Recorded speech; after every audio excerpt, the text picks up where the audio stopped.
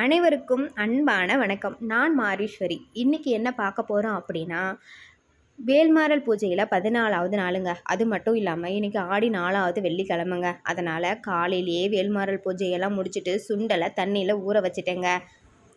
வெள்ளிக்கிழமை சாயந்தரமாக பகவதி அம்மன் கோயிலுக்கு போயிட்டு அங்கே வர பக்தர்களுக்கெல்லாம் சுண்டல் கொடுக்குறேன்னு நான் வேண்டிக்கிட்டேங்க. அதனால் அதே மாதிரி சாயந்தரம் 6 மணிக்கெல்லாம் சுண்டலை வேக வச்சு எடுத்துகிட்டு போயிட்டு பக்தர்களுக்கு கொடுக்கறதுக்கு உக்காந்துட்டேங்க. என்னுடைய பையன் ஃபேஸை உங்ககிட்ட காட்டலான்னா அவன் கேமரா பக்கம் திரும்பவே இல்லைங்க. சரின்னு சொல்லிட்டு அம்மனை பார்க்க போயிட்டேங்க. 2 நாள் முன்னாடி தான் ஆடிப்பூரம் முடிஞ்சிச்சு இல்லையா, அதனால் அம்மன் அதே அலங்காரத்தில் இருந்தாங்கங்க. எங்கள் அம்மா சுண்டலை எடுத்து பூசாரிக்கிட்ட கொடுத்தாங்கங்க. அம்மனோட காலில் வச்சு அர்ச்சனை பண்ணி கொடுக்க சொல்லி கொடுத்தாங்கங்க. பூசாரியும் சுண்டலை வாங்கி அம்மன் பாதத்தில் வச்சுட்டாருங்க. இனிமேல் என்னோட பையனோட சேட்டையெல்லாம் பாருங்கள், அவனை என்னால் ஹேண்டில் பண்ணவே முடியலங்க. உங்கள் வீட்டில் இருக்க சின்ன பசங்க வெளியே கூட்டிகிட்டு போனால் இப்படி தான் சேட்டை பண்ணுவாங்களா, இல்லை சமத்தாக இருப்பாங்களா? மறக்காமல் கமெண்ட் செக்ஷனில் கமெண்ட் பண்ணிக்கோங்க. அவ்வளோதாங்க, என் பையன் இறக்கி விட்டோன்னே படியில் இறங்கி அம்மா கிட்டே போக ஆரம்பிச்சிட்டாங்கங்க.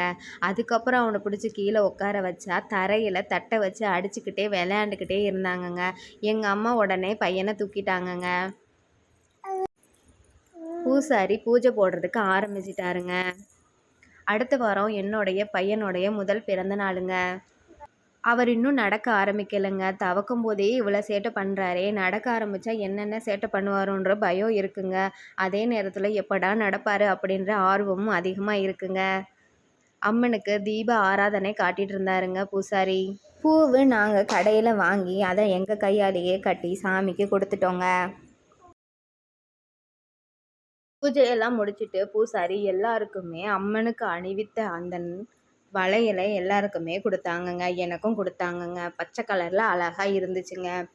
வீடியோ எண்டில் அந்த வளையலை நான் உங்களுக்கு காட்டுறேங்க. போன வருஷம் நான் ப்ரெக்னெண்ட்டாக இருந்தேங்க. அந்த நேரத்தில் தாங்க ஆடிப்பூரம் வந்துச்சு. அப்போ பக்கத்து வீட்டு அக்கா எனக்கு வளையல் வாங்கிட்டு வந்து கொடுத்தாங்கங்க.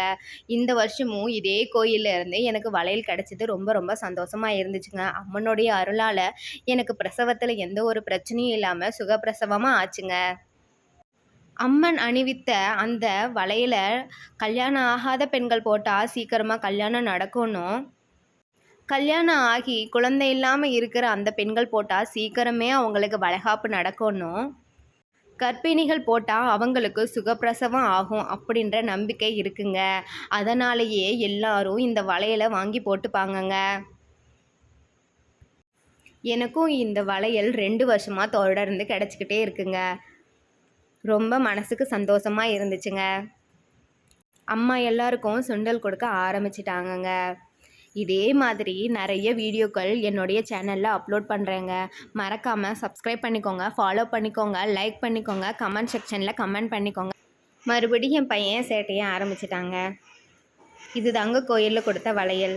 எப்படி இருக்குன்னு சொல்லுங்கள். நன்றி, வணக்கம்.